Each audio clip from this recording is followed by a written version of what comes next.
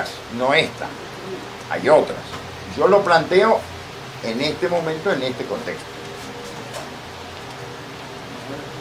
No, yo lo que iba a decir era que también con relación a las críticas que uno puede hacer en este momento sobre la actitud que tomaron los anarquistas, no va referida tanto al hecho de su compromiso dentro de la lucha en la guerra civil.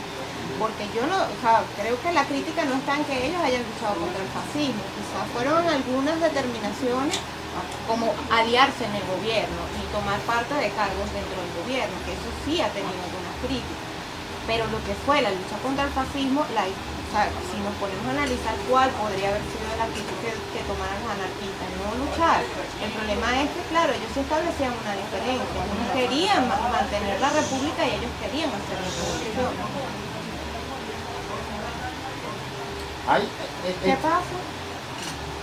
Y ellos querían hacer la revolución. Para ellos la guerra civil no se basaba solamente en el hecho de pelear para defender la república, sino que se siguieran manteniendo las comunidades que estaban trabajando autogestionadamente, que eso fue un impulso para hacer la revolución.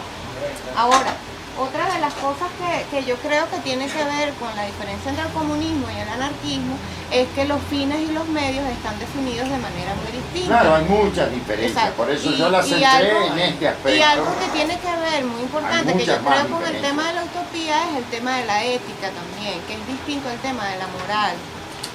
Sí, claro, porque de alguna manera lo que podía uno llamar la ética es el establecimiento de las normas entre individuos en convivencia. Y para el anarquismo eso no es ningún problema, porque los individuos en convivencia se pueden básicamente poner de acuerdo en establecer ciertas reglas de convivencia. Esa es la ética. Y pueden establecer ciertas normas válidas mientras todos los acepten. Pero yo creo que acá estamos siendo también como en el discurso que se ha manejado como muy sectario, diciendo de blanco a negro, y por ejemplo vemos otras posibilidades que uno no está de acuerdo, por ejemplo como el marxismo libertario. ¿Cómo? El marxismo libertario, que en el 68 tuvo una influencia muy fuerte y que sin embargo es muy cercano al joven Marx, pero que tiene elementos claramente anarquistas. Tampoco se puede negar la línea comunista libertaria, que si bien lo que sí nos diferencia es la impregnación de la autoridad, que eso sí nos marca, una cosa que nos marca radicalmente frente al comunismo de Estado. Y tampoco pienso una cosa, que uno puede estar muy en contra de algo, pero no puede tampoco negar los aciertos o las luchas que hayan tenido. Yo creo que por ejemplo a nivel latinoamericano, nadie está no, negando pero estoy diciendo la manera ahora, porque ese tipo de juicios tan a priori, de que anarquismo, déjame terminar de hablar, es que un juicio tan a priori, decir que anarquismo y comunismo son así. No, hay que decirlo, pero es que déjame terminar de hablar, que yo pedí la palabra. Del materialismo histórico, déjame terminar de hablar. Lo que ha pasado donde se ha implantado el comunismo. Voy a hablar, que yo pedí la palabra, ahorita la pides. Yo pienso que desde ese punto de vista también hay que negar muchas cosas y muchas experiencias. Si bien yo no soy comunista, no estoy de acuerdo con el comunismo y respeto el planteamiento que se haga, yo pienso que es un planteamiento que no se puede dar de forma tan de un lado o de otro, una forma tan sencilla, así que es un planteamiento mucho más confuso. Y mucho más confuso si se ve aún desde términos de la guerra civil, que no siempre jugaban por un futuro, sino por una coyuntura concreta que era salvarse pues en algunas opiniones, ¿no? Cuando en la guerra civil se llegan a juntar anarquistas con comunistas es por una cuestión de fuerza a veces, y ellos mismos lo reconocen. Incluso con organizaciones como los amigos de Durruti empiezan a romper con el lineamiento de la CNT y todo esto por esos cuestionamientos, la CNT los acogió por una cuestión de fuerza y por una cuestión de práctica, más que por una cuestión de principios. Entonces yo creo que ese tipo de diferencias, si bien son válidas y bien muchas estamos de acuerdo, no son tan fáciles de decir y no son una cosa tan bipolar. Me permites varias cosas que tú has comentado. Primero, yo pienso, a diferencia de lo que tú dices, que sí hay claras diferencias de principios. Que eso no se traduzca en claras diferencias en los individuos es otra cosa. Y por supuesto que hay muchos individuos que no tienen claros los principios que defienden y han contribuido a su propia confusión y confusión de la conducta de muchos grupos. Por otro lado, no cabe ninguna duda que cuando tú me hablas del joven Marx, eso no es ni el marxismo, ni en la Primera Internacional, ni en la Unión Soviética, ni nada por el estilo. Y esa joven Marx es un recurso de última hora, porque al joven Marx nadie le paró hasta que alguien descubrió que había puesto ese par de cositas, porque el joven Marx no existía hasta hace 30 años, cuando toda la estructura del marxismo se vino abajo. Intentaron rescatar al jovencito Marx, a ver si lograban actualizar un poco a Marx frente a las situaciones que se estaban viviendo. De manera que el joven Marx es un recurso. Por otro lado, claro que hay intenciones, pero comunismo libertario, eso tiene que definirse, porque los libertarios somos comunistas, en muchos sentidos, pero no comunistas marxistas. Claro, si somos los primeros que estamos en contra de la propiedad privada, eso no se llama comunismo, eso es comunismo. Entonces, comunismo libertario es una vertiente, es una de las miles de maneras que tiene el movimiento anarquista en resolver sus problemas de propiedad, de relación, de distribución de riqueza, de producción. Es una alternativa.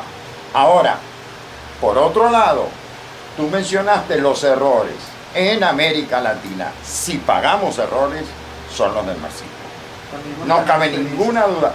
Estamos donde estamos gracias a que en 1930 en América Latina se eliminó el anarquismo y se instaló el comunismo como la alternativa de izquierda reconocida.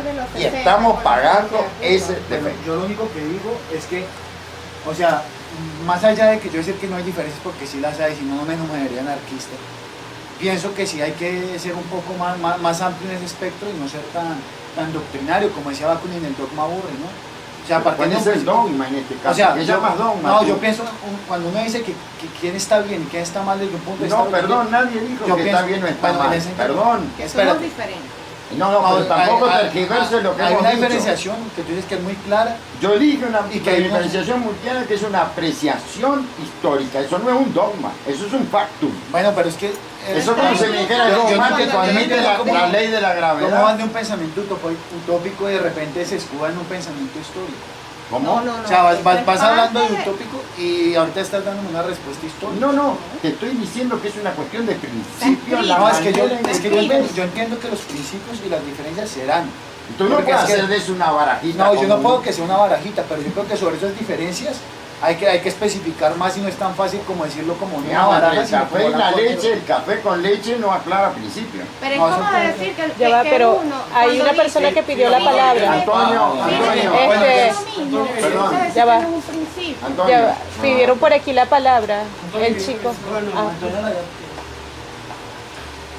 me voy a permitir decir algunas cosas porque eso de...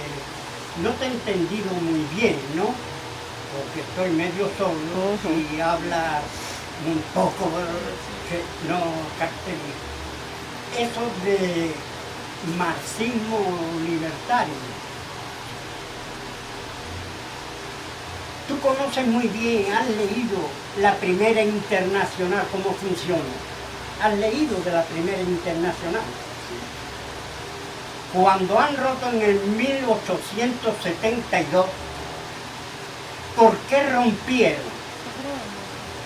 En los estatutos de la Primera Internacional había un articulado que decía: la clase trabajadora no tiene nada que esperar de la clase política, porque los unos buscan una cosa y nosotros necesitamos otra.